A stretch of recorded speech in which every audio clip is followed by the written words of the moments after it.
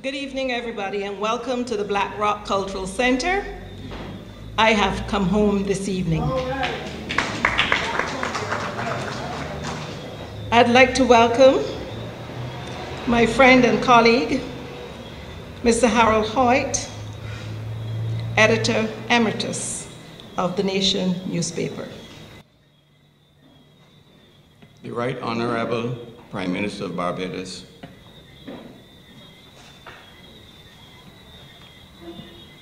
Honorable Prime Minister of St. Vincent, Dr. Ralph Gonsalves, and his dear wife Eloise, who I'm very, very pleased to see here this evening.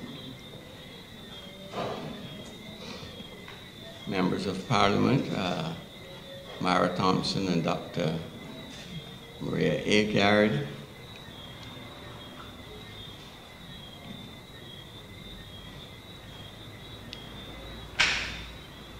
Dame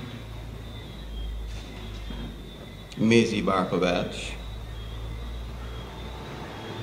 and her kids, if I may say, Professor Welch and Sonia,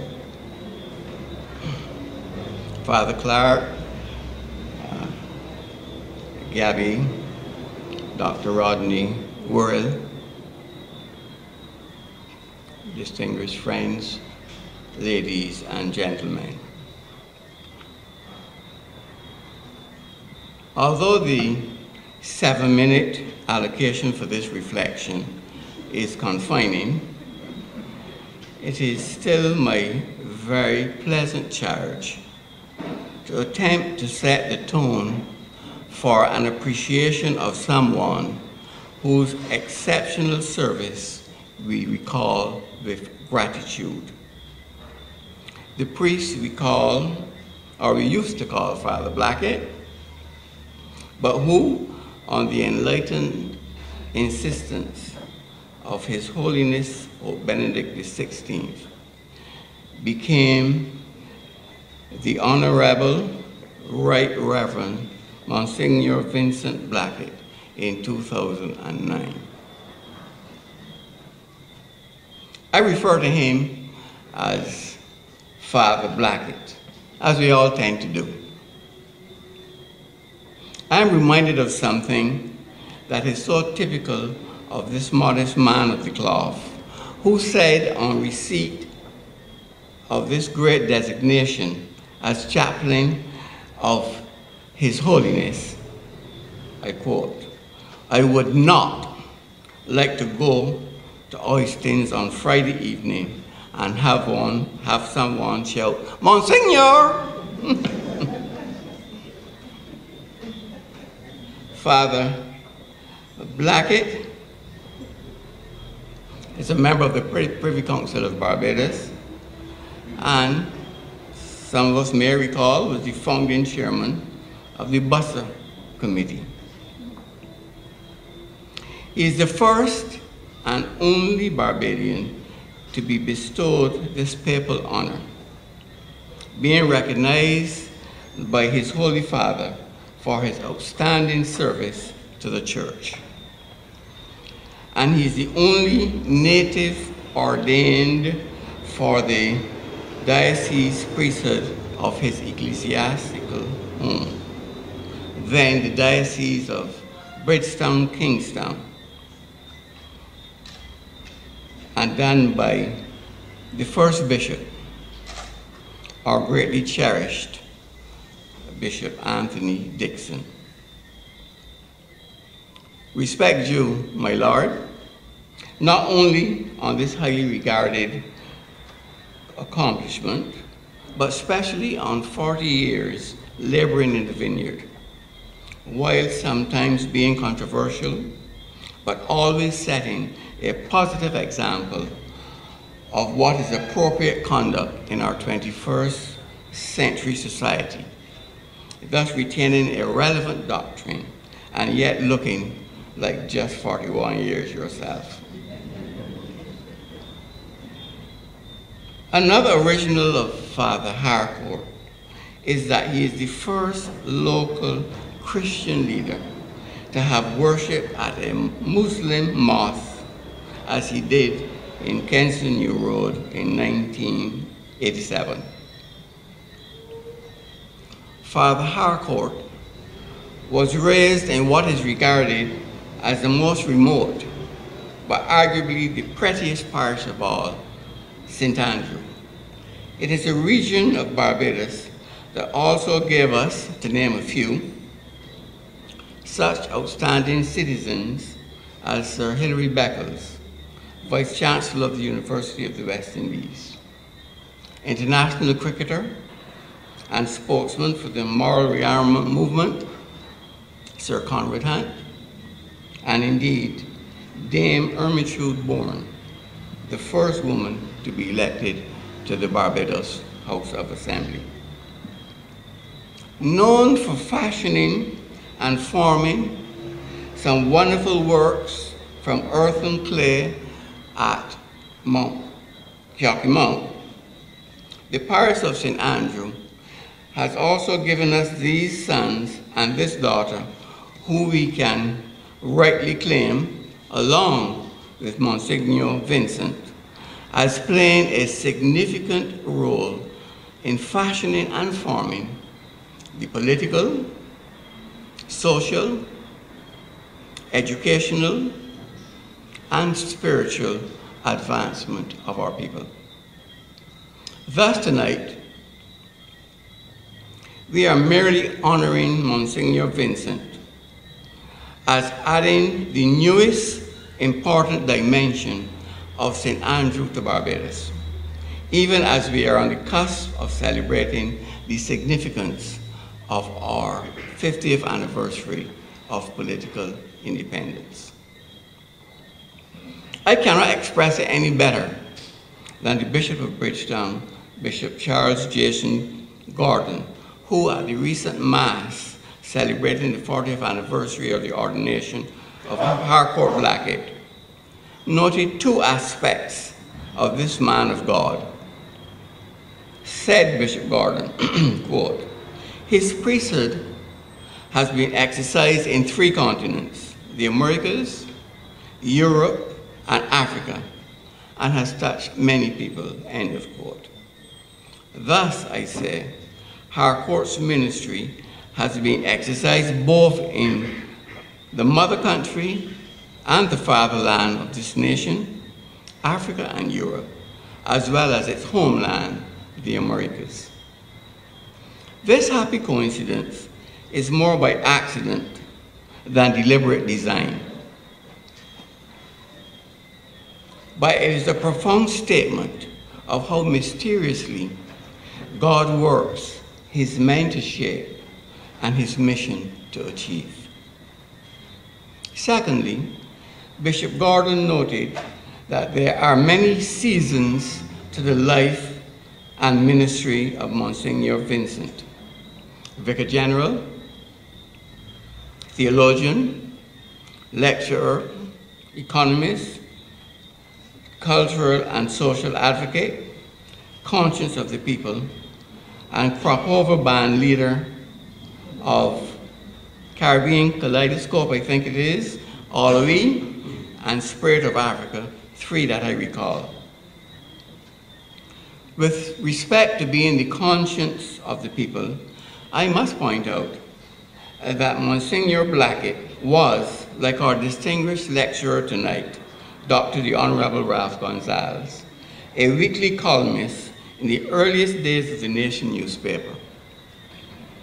As then its facilitating editor, I remain obviously very proud to have signaled to both Barbadians and Vincentians that the theory, as well as the theology, of these 2 learned and distinguished Caribbean men, possibly distinctly different in some unmentionable ways, of course, should have been read and grasped for the good of our people and our society. Not surprisingly, the goodly doctor chose the direct words "straight talk" as the title of his column, while the goodly priest chose the more tactful name, "Come, let us reason together." This is easily the longest designation of any column in any newspaper anywhere in the world. But both writers, Dr. Gonsalves and Father Harcourt, clearly sought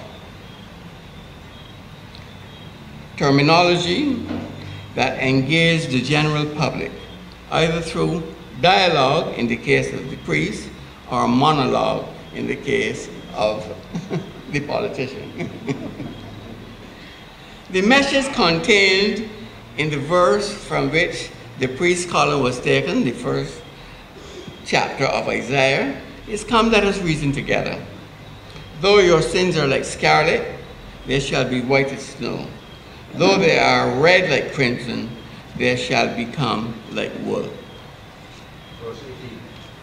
Verse 18. Thank you, sir.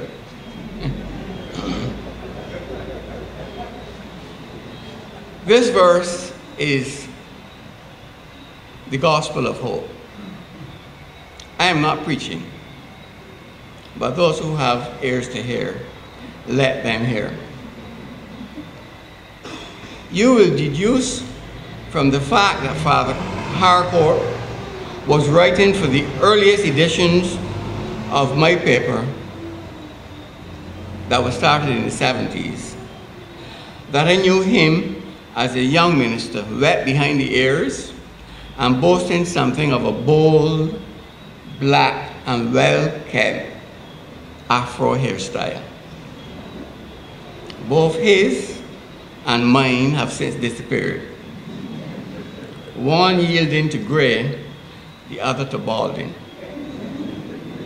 But let me humbly suggest, both still very fashionable. Our attention to Father Harcourt was as a result of his participation in what was known in those days as the Forum. It was a town hall type of discourse that took place significantly right here in this hall, which from its inception was a place of enlightenment for people in search of a new direction and a new identity. Among other participants were Neville Duncan, Trevor Marshall, and Pat Emanuel, names known for their forthright views and people who were interested in marrying the university to the community. Father Harcourt also showed interest in the affairs of the press and often joined us journalists at our nightly retreat at the Press Club on Bay Street, where coincidentally the notorious Harry's Nightery once flourished. In the interest of transparency, it must be said that on some nights, those gatherings of our club, not Harry's, our club, Press Club, were akin more to a den of dominoes and drinks than anything intellectual. But such was the interest of this man of the cloth in the affairs of his country that he dared to dine with some of those devilish darlings of the media.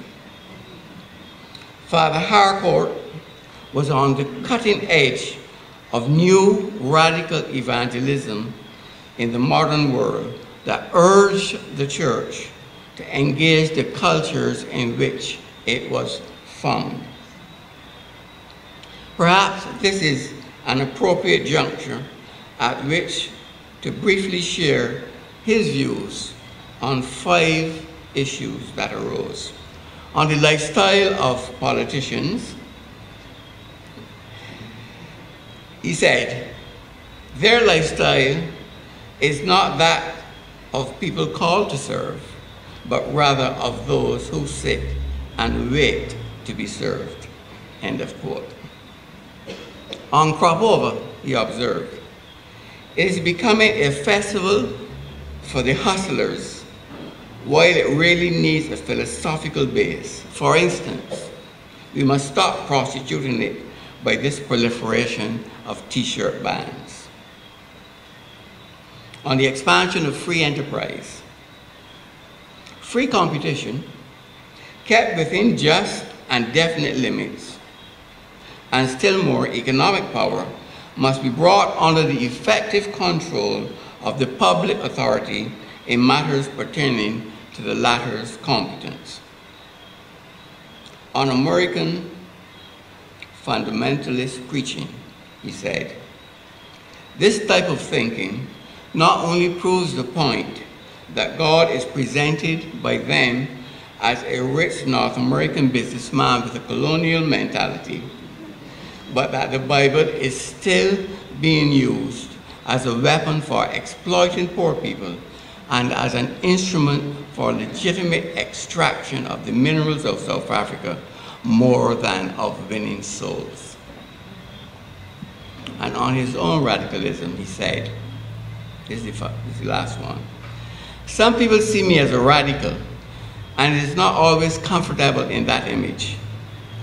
But you must realize that I don't go outside of the mandate of the church. We must present an alternative way of doing things if we believe that the world is doing things in the wrong way. Father Harcourt was part of a popular progressive move that had overtaken our region. It was the time of the declaration of Chakramas, which all dedicated regionalists still refer to as our starting point after the collapse of the West Indies Federation. Excuse me. It was a time of the impact of the Black Power movement, the engagement of the Caribbean Conference of Churches, excuse me, and its paper Caribbean Contact, challenging the church in the Caribbean to become the church of the Caribbean. Father Harcourt was near to the center of that new conscience sweeping these islands. He was chaplain of the University of the West Indies, and he saw his role to engage on three platforms: the church, educational institutions, and in public spaces where people are most comfortable. Hence, he worked in this Roman Catholic diocese, and the University of the West Indies on the hill a couple miles away, and thirdly, in this center, the Black Rock Cultural Center. In conclusion, let me add that I believe this will be a very special evening for all of us gathered here. We contemplate the erudition of the featured speaker, a man once feared for inciting, now respected for his insights, and I anticipate a feast of fine ideas placed on a bed of spectacular language, dressed with appropriate anecdotes for which he is well known. It is appropriate that a speaker of this character, a man of great achievement, be the one to come to Barbados as we highlight the stupendous service of a Caribbean man, a beloved priest, an exemplar for Christians of all persuasions, a man of deity and dignity, our treasure, Monsignor Vincent Blackett.